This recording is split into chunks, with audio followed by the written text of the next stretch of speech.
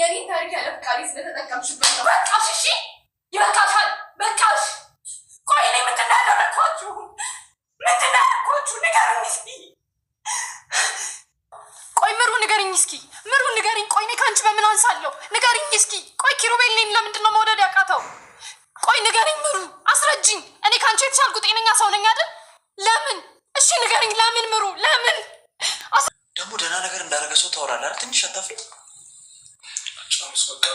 እኔ ምሬ በጓደኝነታችን በጣም እያፈርኩኝ በቃ እንዲሆን አያዩት ምን ነገር ማድረግ አለመቻሌ በጣም እያበሳጨኝ ያለው። ቆይ ይቺ ልጅ ምን ትሆንልህ? ቆይ ልጅነቷን ቀማት፣ እናትነቷን ቀማት፣ ሴትነቷን ቀማት። በቃ በእናታችሁ መሽቷል፣ ሂዱ ግቡ። እናቴ እንተኛ። ሚስትን ለምን አጠራትም? ይቺ ማነው ስሟ? ቤቲን ለምን አጠራትም? ትምጣና ትያት እንዴት እንዳደረገቻት ደስ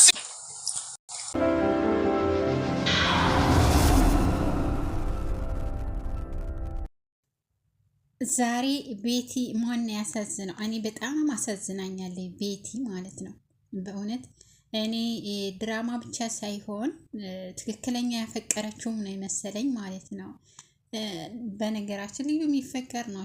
ምን ጽናት ደግሞ በመጠጣቷ በጣም አሳዝናኛለች። ጠጥታ እንደዛ በመሆኗ እንደዚህ በቃ ደፍሮኝ ወይም ደግሞ ሆነ በቃ ያንኛን ችግሮቿን ትዘረዝር እኔ በጣም ያሳዘነችኝ የኔ ቆንጆ ማለት ነው።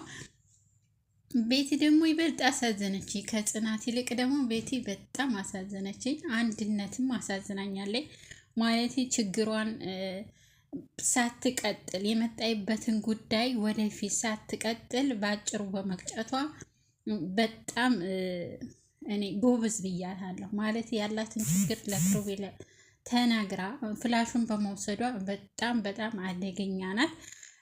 እናመሰግናታለን ማለት ነው። ወደፊት ችግሩን እንዳታባብሰው ማለት ነው።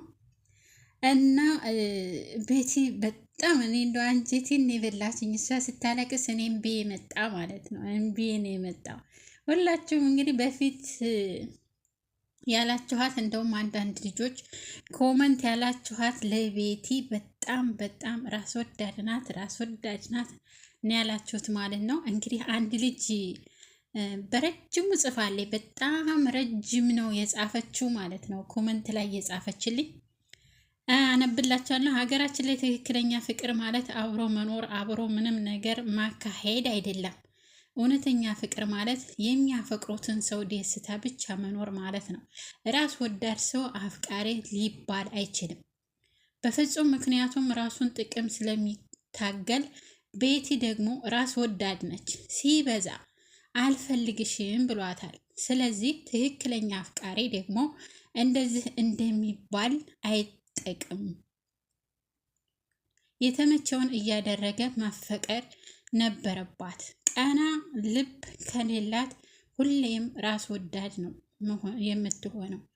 ፍቅርን ስንጠብቀው ፍቅር ደግሞ በራሱ ፈረስ ወደኛ ይመጣል ብላለች አንድ ልጅ። እውነት ነው። ያ ሰው አልወድሽም አልፈልግሽም ብሎ ካባረራት እሷ የራሷ ፍቅር ለሷ የሚሆን ፈጣሪ እስከሚሰጣት ድረስ ያንን መጠበቅ ሲገባት ያንን አልፈልግሽም ያላትን ሰው የግድ ለኔ ካልሆንክ እያስፈራራች በቃ እማትቆፍረው ጉድጓድ የለም። በቃ ለማስፈራራት እነሱ ለራሷ ለማድረግ ማለት ነው። ያ ደግሞ ወዲያው ማባባስ፣ ወዲያው እንዲጠላት ማድረግ፣ ሌሎቹም እንዲጠሏት ማድረግ ነው እንጂ ያ ሰውዬ ለእሷ በፍጹም ሊመለስላት አይችልም። እና ይቺ እህቴ የጻፈችው በጣም በጣም በጣም በሚገርም ነው የጻፈችው።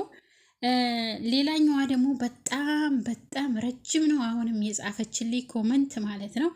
በጣም ትክክል ነው። ሰዎች አንደኛ ሲመጡ በደስታ መቀበል፣ ጥለውን ሲሄዱ በደስታ መሸኘት። ምክንያቱም ጥለውን በፍላጎታቸው አልፈልግሽም ካለኝ ያ ሰው መቼም ለእኔ አይሆንም። ስለዚህ በመሄድበት ሁሉ ይቅናው። እሱ ትቶኝ ስለሄደ ወይንም እኔ ያለሱ መኖር እማልችል ይመስለኝ ይሆናል። የግድ ያን ሰው ለእኔ ሊሆን አይችልም በፍጹም። እኔ ካላስገደድሁት እሱ የባሰ እየጠላኝ ነው የሚሄደው። ፈጣሪ የልብ ትዕግስተኛ ልብ ይስጠን። አመሰግናለሁ ውድ እህቴ፣ ባለሽበት ጤናሽን ያብዛልኝ ከነ ቤተሰቦች ብላለች። እንግዲህ በጣም በጣም በጣም እናመሰግናለን። እኛ በእውነት እህታችን የጻፈችው ጽሁፍ በጣም ረጅም ነው። ረጅም ስለሆነ ነው ያነበብኩት ማለት ነው። በጣም ብዙ ልጆች ጽፈዋል። እንግዲህ በጣም እናመሰግናለን ውድ እህቶቼ። እና ትክክል ነው። አንድ ሰው ለኛ ካልሆነ ብለን ማስቸገር የለብንም፣ መተው አለብን፣ ጊዜ መውሰድ አለብን። ከሱ መሸሻ እንዲያው ቢበዛ መሸሻ አለብን ከሱ ማለት ነው። ትንሽ ትንሽ እያልን መራቅ አለብን። እኛ ብንወደው እሱ ካልወደደን ዋጋ የለውም። ይሄ ትምህርት አሁን ይህን ድራማ ያመጡት ለእኛ ትምህርት፣ ለእኛ ለእህቶቻቸው ትምህርት እንዲሆን ነው። ስለዚህ ኪሩቤል አልፈልግሽም ብሏታል። ሁልጊዜ መጨቃጨቅ ነው፣ ሁልጊዜ መጣላት ነው። ከዛ የሆነ ነገር አንጥታ ታስፈራረዋለች። በዛም እንደዛ ሆነ። ልጁንም አስወገደችበት። እሷንም የሆነ ነገር ለማድረግ ፈልጋ ነበር። ከቤትም አባረራት። በቃ ምንም አያስፈልግም። ያን ሰውዬ ባለበት ይቅናው፣ ለሚመኘው ሁሉ ይስጠው። ስለዚህ እሱም የራሱን ትዳር ይምራ፣ እሷም የራሷን። በእርግጥ አይረሳም። ፍቅር ከባድ ነው፣ ላይረሳ ይችላል። ግን እሱ ካልወደደኝ ምን ማድረግ አለብኝ? የግዴታ ትንሽ ትንሽ እያልኩኝ ቀስ እያልኩኝ ከሱ ማራቅ፣ ራሴን ማረጋጋት። አሁን ብጮ ባለቅስ በቃ ለቤተሰብ እዳ ነው እንጂ የምሆነው ምንም ለሱ ምንም የምጠቅመው ነገር የለም፣ የምጎዳው ነገር የለም። ራሴን ነው የምጎዳው፣ ለቤተሰቦች እዳ ነው የምሆነው።